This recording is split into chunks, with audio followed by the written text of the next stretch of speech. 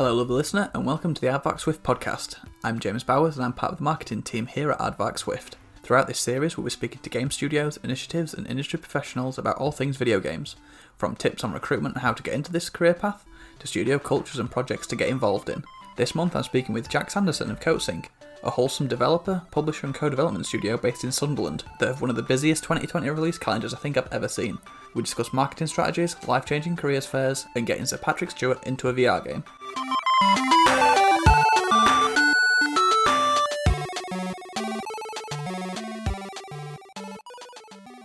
So your role at CodeSync is PR and events manager. What does that generally entail? What's the day-to-day look like for you? A lot. Busy.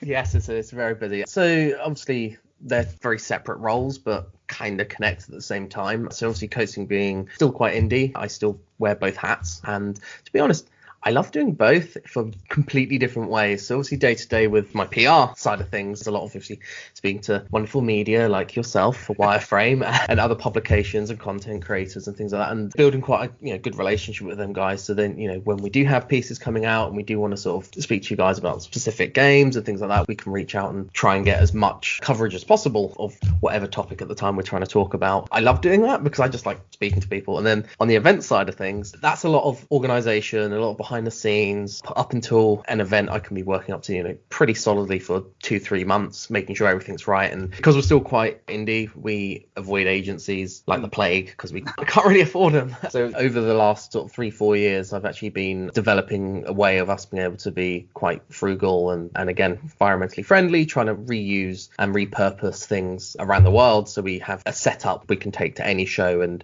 customize it to whichever game and things like we're showing. So yeah, that's quite a challenge as well. Just logistics. Everything lining up. Everything lining up and logistics. And to be fair, one of the worst things are deliveries. That's the only thing which gets me. I'm a very calm person. That's the only thing that gets my anxiety through the roof is when I have a pallet somewhere in the world and I know that I'm getting on a plane and it should be where I'm staying 24 hours later, and I know that it's being held by customs because there's a drill in it or something, and they're like, well you're not allowed this, and having to obviously claim that it's not staying in the country for a long time, it's coming in for a trade show, leaving, so there's you can't charge us all the wonderful import taxes.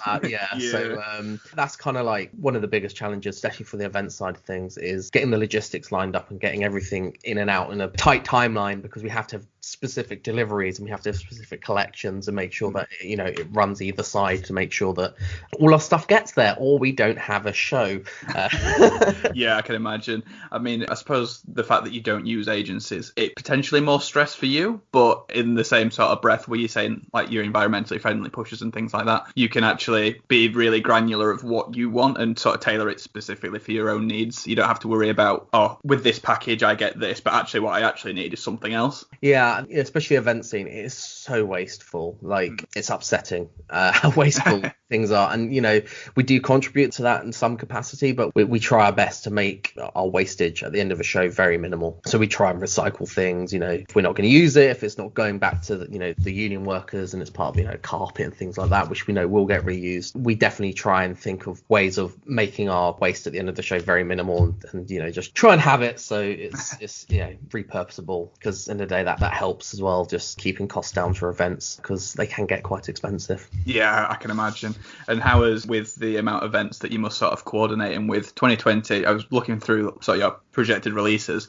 It's looking quite a busy year for CodeSync with Fog, Cake Bash and Get Packed as well. How has the postponement of certain events around games and beyond sort of affected your event calendar and your PR pushes for that kind of stuff? It's a shame, obviously. It's an easy win to be able to get the game to a collective of press in one place for a small amount of time, and equally to the public, so they can actually see progression of each game and demos and things like that. But like everyone, we're having to think digitally, we're having to think of other ways of being able to offer the demo and speaking to press. So if anything, it does make my strategy a little bit different on the PR perspective, because it means I just have to focus on speaking to the right people and people who we knew were going to be at shows and letting them take precedent of pieces and things like that. So yeah, it's fine. If anything, anything, it's quite nice because I get to actually speak to the press team for a long amount of time. Because, as you probably know as well, when you've got an interview, you've got a very short 20-minute, 30-minute window, and then you're off to the next thing. And then, by the time you're at 3 p.m. and you've played Fogs at 10, you're like, what was that about again? Without having to look through your notes, because it's a very intense situation being in an event with just saying the same thing again and again and again. So it's nice. I feel it's kind of relieved that pressure, and it's allowed me to spend more time with media and content creators and give them a little bit more sort of scope and more of a casual conversation than having this kind of intense environment of this slot is yours, you've got me for this time. Bye. Yeah, I suppose in a weird way it's kind of opened you up to tailor the package a little bit more, rather than getting someone that's just passing by. If you're doing sort of like an open demo, rather than getting them just for like 5-10 minutes of their time, you can actually like put more of a presentation sort of slant on it. Yeah, no, it is nice. It's kind of like a flip side to it. Yes, you do have this whole unfortunate thing where events are being cancelled, but it allows me to focus and give more time than I would normally at an event situation to the people we're going to speak to. Yeah, that's cool. So how long have you been with Coatsing? Just under 4 years, which is mad because I'm a southerner and I never thought I'd be living basically above the wall of Game of Thrones ever in my lifetime. It's not that bad up here. There's only the occasional wildling. Yeah. I'm quite fitting up here anyway because I'm definitely a wildling. From sort of a previous conversation with yourself, you mentioned that you sidestepped a career in the music industry to get into games. So what does that sort of progression look like? Was that at university or was that something else? I guess for me, I was a 17-year-old young boy in a band and started going, oh, this is fun. I'll just mess around and act as kind of manager, I guess, for that one band, which was terrible. We had a few gigs with some quite nice names. I was like, oh, this seems fun. So I decided when I was applying for university stuff, I was like, I don't know what I'm doing. Well, I enjoyed that and ended up doing music industry management and marketing. What is it called? Bucks New Uni? Yes, Bucks New Uni now, but it was called BCUC when I went. I don't know what it stood for. Bucks University College or something. I don't. But yeah, I believe it's called Bucks New Uni now. That's how old I am. And I think it's been like that for a long time. So I did that, kind of sort of just stumbling through my teens and early 20s going, I don't know what I want to do, but this seems right. So I kind of did that and then started stepping into the music scene and ended up sort of going from artist manager, which obviously, again, similar thing with small budgets and a small team. I took on PR roles, took up other roles within it, and then I obviously did some just PR campaigns for a couple of artists. And just before I actually sidestepped into the games industry, I actually did kind of end up being into the sort of booking agency world, which kind of fits with the events stuff. So I ended up sort of leading into that through, just sort of going through the motions through management and PR, and then ended up being as a booking agent for about 2-3 years. And the reason why I kind of sidestepped, I was getting frustrated because working with bigger bands each year and earning less because the music industry is a funny place. And I still have friends who work in the music industry, and especially again in these times with COVID-19, it's definitely been a stress for them, especially in the live sector where everything's been cancelled. So I kind of sort of decided overnight effectively, in one particular show, which I won't name bands and various, but I kind of felt that for the size of the venue and the offer I got was just appalling for what it was, and the attitude was very much like, well, it's a sold out show, take this pathetic fee for the band, which is your split plus management split, and say, oh, it's an opportunity because it's to 2,000 people. And no. Kind of working for exposure kind of mentality. Yeah, and I was like, look, I've been doing this long enough, and I kind of noticed that, a lot of, and you've probably seen it as well if you listen to live music, there's a lot of support bands who are bigger than, say, in the mid 2000s, where they would happily put a slightly smaller tour on for them, but because they're doubling up on ticket sales because ticket sales are quite expensive these days, the support acts tend to be a bit bigger these days, which is great for the consumer because they're seeing two larger bands in one package. But then for the smaller developing artists and again small indie developers as well, it's that kind of having that wave saying, cool, you're attached to this brand, this band and things like that. It just makes it really tough to kind of break into the music industry these days. So yeah, with that I kind of just overnight just axed half my roster and went, look, I like other things. What do I like? Cool, I like film, I like games like this. And I was like, cool, well, I know how to do PR. I know how to do everything in the games industry, but I'm completely irrelevant, because I've got pieces in Kerrang magazine. I've got pieces with, so it's that kind of sort of like, I know the process, I know what I'm doing, but I just don't have the experience in the games field. So that was kind of like a very big kind of decision I took to just cut things half overnight and then separate myself completely. Yeah, I can imagine. You worry about butting heads, don't you, up against going for jobs, and they go, yeah, you've got experience in the role, but you've not got industry experience. I was like, yeah, but I won't get it until someone gives me it.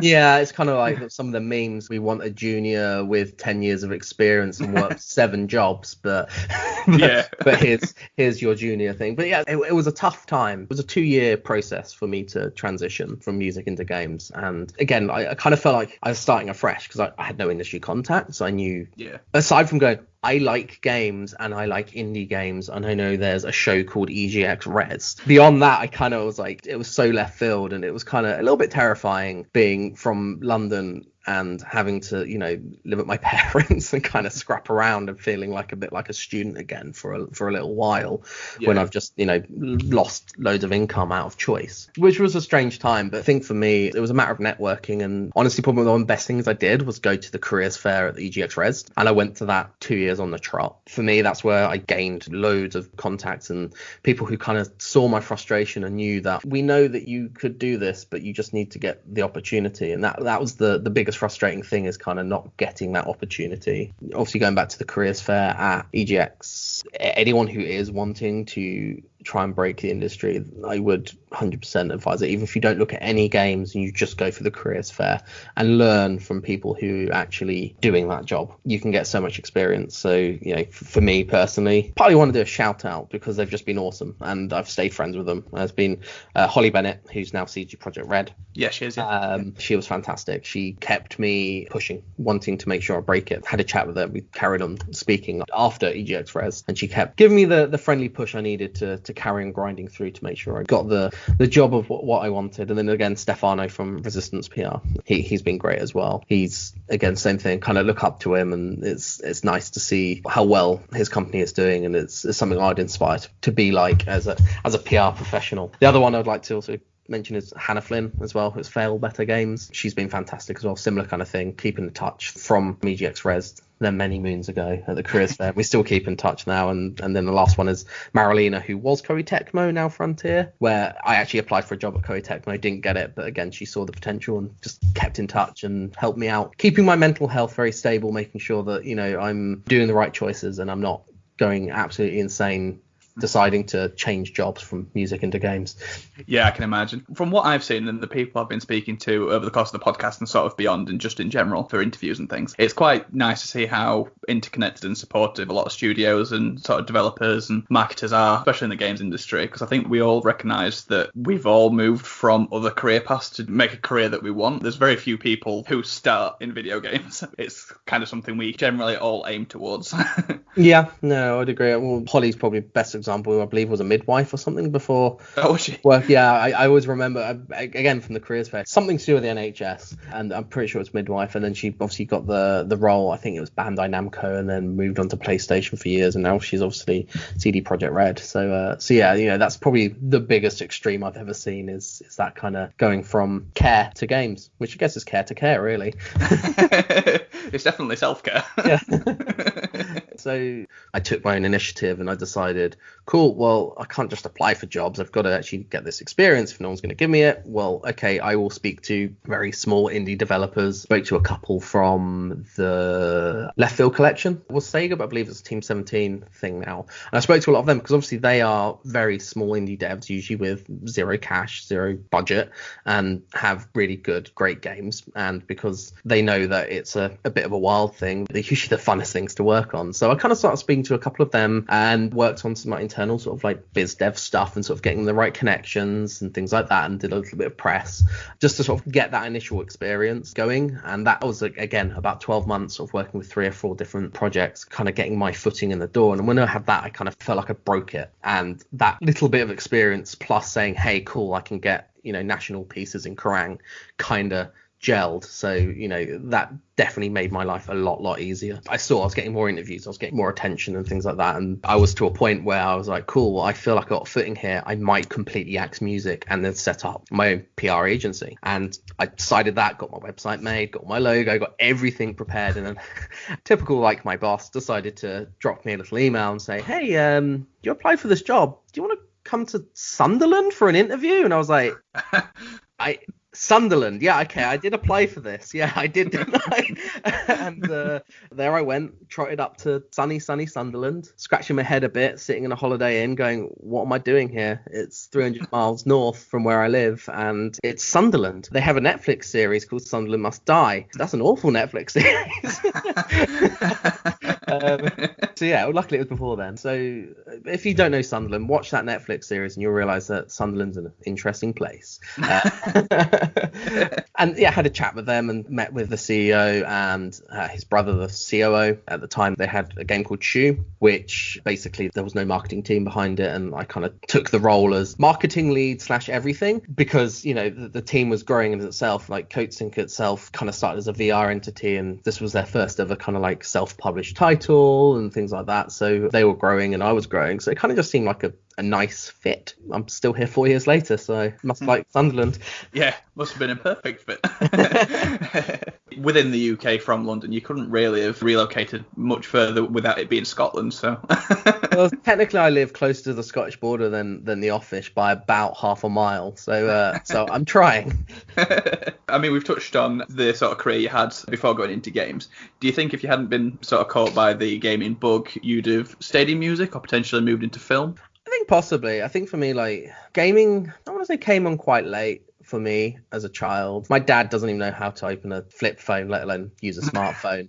During these times, it's impossible. I'm going, let's go and try and have a Google Hangouts call. And he's like, how do I do that? And he didn't even know he owned a laptop until about 2 weeks ago. So he thought it was just a computer. So I don't exactly have tech savvy parents, bless them. But, you know, my next door neighbor had a SNES and I begged and begged and begged and begged for a thing. I didn't know. I was very young. I didn't know what it was. It's like, this is cool. Mario's fun. I want a Mega Drive. Mario's on that, isn't it? No. So my console was the Mega Drive. That was my first ever console. So yeah, like that's where I started with it, and it was kind of good actually because it ended up being we used my next door neighbor for anything Nintendo, and used me for anything Sega. So we're kind of best of both worlds. So yeah, so that was great, and from there I kind of stuck through gaming. Had the N64, and then had a PlayStation 2 and a GameCube, and then I went to uni and loved music more, and kind of stopped. Like I think the PlayStation 2 towards the end of that life cycle, I kind of just used it as a DVD player because I used my early to mid teens believing I liked first person shooters because that is the cool thing people should have liked, and missed so many experiences and so many games. I'm so gutted I didn't play because I was determined that I really wanted to play Medal of Honor instead of Final Fantasy, for example. So I'm really annoyed with 13 to 15-year-old me for missing out on so many games. Loved my N64 era, accepted that because everything was wild and goofy and cartoony. But yeah, that PS2 era, I kind of feel like I missed out on a lot of games I should have liked and would have liked, but I didn't because of peer pressure. I missed the PS2 entirely. I was very focused on the GameCube at that time in my life. See, the GameCube was a funny one because by that point it was, you know, I remember sort of going from N64 and wanting a PlayStation 2 because graphics, you know, just imagine how amazing, even though it's not on PlayStation, Zelda would look if it's on a PlayStation 2 because of the graphics, going from N64. And I hated Wind Waker because I was like, it's cartoony, it's not realistic. Turns out it's one of my favorite games now. So yeah, I kind of went through that kind of odd transition of going, I must not like this because it's not the teenage thing to do, and I really like skateboarding and I like this and Tony Hawk's, and it was strange. But then when I went to PlayStation 3 and I bought that when it was £7 million or whatever it was priced at, because I wanted a Blu-ray player and I had my student loan and I didn't drink anyway, so I thought, you know what, I'll buy a PlayStation 3 for silly money. So I did that, and I actually had a 360 as well because some uni mates had 360, and obviously that was the online thing, and so I kind of ended up with both, and that's when I kind of rediscovered, cool, well maybe I don't like shooting games. And maybe there's others. There is other games out there, and you know, I wasn't necessarily quite as hardcore as when I was a lot younger because I was doing other uni stuff, let's say, which distracted me from gaming a little bit. But then I kind of rediscovered my love for gaming, and that, yes, cool, I can play other stuff than shooters, and this is kind of the thing. And then when obviously we went into the PS4, Xbox One and Wii U generation, I was fully embraced in the kind of games I like. I've got my fond memories of my childhood, my kind of blurred teenage years, and then now as an adult I've realized that yes, I'm still a 4-year-old boy who wants to play his Mega Drive. So yeah, so it's been great, and I'm gonna say this now, love the Wii U. Really? I adore the Wii U. It's a confused little thing. Everything the Switch is what it wanted to be, and I adore the Wii U. There's so many good titles on it to the point I decided to collect every single PAL game. So I think I'm about 3 games short, and they're all Just Dance because it's Just Dance. But I adore my Wii U. It's such a good machine, and I'm so happy that so many games are getting ported to Switch. It means that a lot of people who didn't experience them can experience them, and it means I could also play them without having to set up my Wii U. Well, that's true. I don't suppose we get the Nintendo Switch without that Wii U stepping stone, do we? So yeah. I'm thankful for that anyway. No, definitely. Obviously, we've looked at the roles you have had, and it's obviously quite PR, marketing manager heavy. If you could choose another role within the studio, not particularly something you'd be good at without retraining, just something you've got an interest in, what do you think that'd be? Yeah. I don't actually know. Like, I think it's because whenever I walk around the office and see so many devs actually doing such amazing jobs, and I just go, what am I doing? I'm really underqualified. Look how good at they are. You know what? I'm going to say a programmer. I know nothing about programming, but I just feel like every single programmer I've ever met are ridiculously intelligent, and I'm not that intelligent. So if I could have some intelligence, that would be great, and I'd become a programmer. Yeah, I can imagine that is a steep learning curve. Yeah, sometimes I literally look at them like, I don't know what you're doing here. It's incredible. What does this mean? So yeah, I envy every programmer I see going, I don't understand. You're literally talking another language to me. So yeah, I'm going to say programmer, just because, yeah, I think that's such a skill they all have. That's a good shout. And what would you say is the best project that you've worked on whilst you've been in the games industry? I've worked on a lot of bits and all have been really good fun.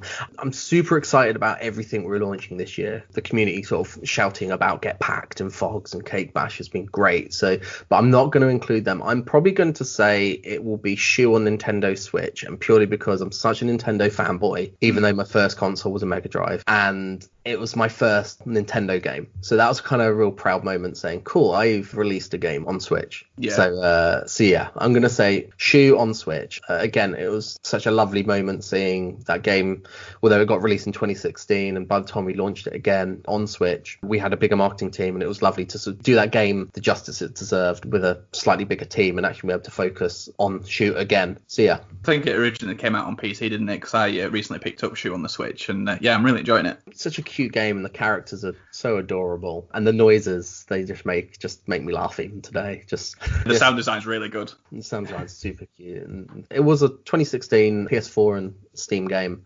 Then we released it on Vita, and according to the dev team, that was great practice for Switch, because making it run on Vita smoothly at 60 frames per second, and then having it work on the PS4 was similar process to obviously having it docked in handheld mode. So that kind of sort of kicked us into the Switch as a company, because we had experience with doing a recent time making the same game run twice on 2 different platforms, one being handheld and one being console release. So yeah, love the PS Vita. So underrated. I had a little chuckle because I bought a copy of Switch Player magazine, and their email still is the Vita Lounge. I was like, yes, keep that. Yeah, they've recently done their last issue of Vita Lounge. So they've gone fully into Switch Player Mag now. But yeah, I think it was like issue 39 or something like that. Moving on to probably more studio-focused stuff. So Coates Inc., how was the company originally founded? I can see there's 2 original founders, so Tom Beardsmore and Paul Crabb. Yeah, so they went to uni together at Teesside University, and if you've seen it on our website, literally the last sentence says it all. It started as a joke. Now we're a company of almost 100 staff. That kind of, in a nutshell, we don't take things too seriously, and the company name itself started out as they had this teacher who was kind of this evil organization guy in their head when they were teenagers called Mr. Coates, and they kind of just made this world for this teacher. And then turns out when they named the company, we're like, that'd be funny, let's call it Coates Inc. But obviously we couldn't have INC, so it was INK, and that's kind of how the company name started. And it's kind of beautiful, kind of how stupid it is.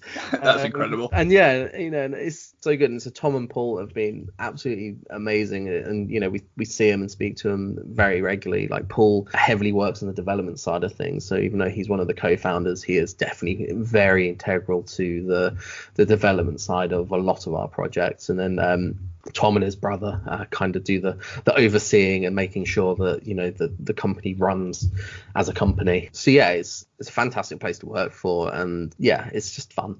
Does Mr. Coates know that his namesake has been taken on? I have never asked. I'm pretty sure they probably don't even know if he's still around, bless him. So well, no, maybe not. so yeah, but yeah, it was an interesting one. So obviously the company, when they did start it, they kind of were making a lot of iOS mobile games, and Tom, when he first started, obviously it just being the two of them, Paul did all the programming and things like that, and then Tom did all the art and all the marketing and things like that. And Tom is not an artist, let's just say that nicely. So the iOS games, well, they did incredibly well. The art isn't necessarily the most beautiful thing about the games. And then from there, they kind of again had a guy who went to their uni, who started working for Oculus, and kind of like, you do mobile stuff, have you heard of Oculus? They're doing a mobile version of that Rift thing which everyone's talking about. And then that's when we started working on Gear VR stuff, because of that mutual connection. And that's kind of how we grew, thanks to Oculus and that initial kind of launchpad period where we were heavily just doing Oculus. And now we've launched a bunch of games on the Oculus platform across Rift, Gear, Go, Quest. Again, Oculus have been great to the development of CodeSync and actually getting it to where it is today. And without them, I don't think we would be as big as we are if it wasn't for Oculus.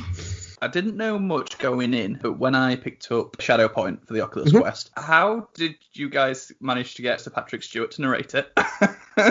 When it started up, I was like, I recognise that voice. Why do I recognise that voice? I was like, oh, Jesus. That's one thing CodeSync have been very good at, and that's definitely a lot of Tom's gift to the gab, is we've got a lot of titles with names in it. We've had Nick Frost, for example, he's been in a couple of titles. But honestly, a lot of determination gets Sir Patrick Stewart, and a lot of lead time is probably the best way of describing it. But we had him for a very, very short window. We had him for one day, I believe. I didn't personally go down to the studio, but our narrative designer, our content guy, and our producer went down, and they stayed down there to oversee it. And I remember John saying, probably the best thing I've ever heard him say is, from the narrative side, is, I feel really awkward asking Sir Patrick Stewart to say his line again. Yes, I can imagine. I kind of feel like I shouldn't be saying this, but he had to, and apparently he was an absolute pleasure to work with as well, and he's just a lovely gentleman. That's nice. Which is great, and it's an incredible thing to say that these ragtag team initially from Sunderland have made a game which has got Sir Patrick Stewart in, is an insane kind of thought, and it's an incredible accomplishment for the company as well to have such a prestigious name linked to one of our titles. Yeah, definitely. He doesn't do many games. No, he doesn't. I think when we pitched it to him, he just liked the concept of this kind of timeline jumping, and I think that's what grabbed him. But I don't really know too much about that kind of side of thing. But yeah, it's great. It's amazing. And what would you say makes CodeSync stand out compared to other studios? I think for us, it's definitely that one line of, it started as a joke, now it's a company with 100 employees. It's definitely got that kind of family feel where it's, yes, there's nearly 100 of us, but everyone kind of knows everyone. And there's no kind of slightly bigger companies. You've got the marketing team who you might not speak to them if you've got no need to speak to them. We regularly have like game nights before COVID-19, started doing like lunchtime food trucks which come round, and sort of just getting people to just interact with everyone across all departments. And I think that's definitely been great. Like, as a company, it still feels to its core very indie. And I think that is a challenge to hold when you've got so many people working for you, still trying to have that indie feel. But I think the balance has been great, and it's lovely to have friends across all the departments. And we started out as one room, but now have to spread across multiple, which is kind of sad in some way, because I don't get to see as many people. But we still make sure that everyone spends time with each other and things like that. And I think that's probably the core of it, is we feel very indie, even though we're a large company. That definitely just reigns true to how CodeSync is it's less about being a corporate body and definitely being a bunch of nerds who like to make games and do fun things. That's always a good internal culture to have. And what does CodeSync's time split look like? Obviously, you're a developer, publisher, work for hire sort of code development studio as well. Is it weighted one specific way, or is it sort of an equal split across all your sort of hats? I'd say obviously the smallest side is probably the publishing. So we've got a team of 6 marketing who focus predominantly on the publishing side. We have a large dev house working on stuff which we can't talk about, sure. and then some smaller teams working on the Gang Beasts Online updates, and then some work for hire stuff, because we did a lot of stuff for Raw Fury, porting games for across consoles for them and things like that. So we kind of split up into like these 3 categories, but we all sit together and still work together. But I'd say we're predominantly developer, and then the work for hire and publishing stuff is kind of equal. Yeah, obviously it's a smaller side to what you do, but when it comes to helping with the publishing of a project, is there any sort of criteria that makes something stand out to you that you want to get involved in? Is it in terms of the concept or the pitch, or is there something that just like jumps out? Yeah, we'd like to support this. I do think it's the latter. I think the main thing is, would you play it, yes or no? Would you actually enjoy this game, yes or no? Cool, let's explore a bit further. Tom and Ed and Paul for that matter as well, they're all very heavily involved with any pitches which come in, and any development teams who actually do pitch to us. We take the time and sit down and see if it fits with our culture. And, ultimately, if you would play a game and enjoy that game, and, that's definitely going to ring true to how you market it. Is if we enjoy it ourselves, we're going to do a better job than picking a title which not necessarily fits our company culture. Yeah, and we've already kind of mentioned your community of gamers who are sort of clambering for your 2020 release schedule. What does your gaming community look like? Are they quite active? Are they quite vocal? Yeah, we do have a fair chunk of vocal community members. Like, we do definitely have a split of more VR community and then our publishing community. So there is quite a divide in terms of that, because a VR player is very different, and yes, they can come across, but the VR community are very rich in themselves. So we do have kind of these 2 separate communities which do merge, but you can tell who's your VR community and who's your general publishing community. But yeah, the response we've had from Shadowpoint, people screaming wanting to get packed, and from the Stadia community, and just seeing people's faces light up when they go to an event and see Fogs and going, what is this? It's these 2 dogs and they're doing what? And then you got Cake Bash, where you've got, why are these cute cakes beating each other to oblivion to be tasty, to get eaten by a human? And I think that's my favorite thing, is going to an event and just seeing people laugh and smile and think, there's a team behind that who are making the moments for people. And that's what I like the most, is from the community, is just seeing them have fun. Yeah, and seeing what they can make with what you've made. Yeah, definitely. And going forward, do you think there's any sort of weighted preference towards working on more VR products or sort of next gen console stuff? Is there any focus towards one or the other? Not necessarily. I think we've always got our toes dipped into the console and VR market at all times. So it's something that will always be on our radar and something we'd always explore going forward. So yeah, both are really important to us in completely different ways. Yeah, cool. We could potentially skip these questions, more sort of recruitment driven. So I don't know how involved you get in that sort of process. So in terms of our graduate scheme, with Tom and Paul both being Teesside University, we have worked very closely with Teesside University before, and we've had interns who have been from Teesside who've now just worked for CodeSync. So we don't necessarily have a grad scheme, but we at least work very closely with Teesside University for either grads or internships, which we have done in the past. I believe it's partly because just, what Teesside have done for Tom and Paul, they want to at least give back to the university, which basically helped them create this company. Yeah, that makes sense. And with the graduates that are coming in, do they have sort of like a buddy system? Do they work on live projects from the get-go? Yeah. They work on live titles. Like, there's an adorable couple who came to part of the scheme. They both interned together. They were in a relationship before they started CodeSync, and they've been here probably 3 years now as well from after graduating. And that's probably been the 2 who have stood out to me, who started from the intern scheme through to employment. But we've had a handful of interns in the past, and quite a few of them have stayed on. Oh, that's good. So rounding off, I've finished interrogating. But is there anything you'd like to promote for CodeSync moving forward, and what does the future hold? Obviously not mentioning specific projects, because we probably can't, but yeah, is there anything that you'd like to promote and that's in the future for CodeSync? CodeSync are very busy all times at the moment in time. So, we've got our 2020 publishing roster, which are all coming out and all being announced. So you obviously get Packed Fogs and Cake Bash, and then internally we're working on other stuff across the board for Time and Beyond. Thank you for listening to the Aardvark Swift podcast. This episode was hosted, produced, and edited by me, James Bowers. If you have any comments or suggestions for the podcast, or if you'd like to feature on a future episode, please email james.b@aswift.com. Special thanks go to Jack Sanderson for finding time in his very busy schedule to speak with us. If you're looking to break into video games or make a transition to a new role, visit aswift.com, where we have hundreds of industry vacancies both at home and abroad. With a large percentage offering remote hiring and remote working during the COVID-19 situation, there's nothing stopping you from getting your dream role. Be sure to also follow us across social media for the latest news and exciting vacancies. You can follow us on Twitter, LinkedIn and Facebook at AardvarkSwift, and we also have a behind the scenes Instagram account by the team at Life at Aardvark. The music in this episode is from Incompetech by Kevin MacLeod. To learn more, visit incompetech.com.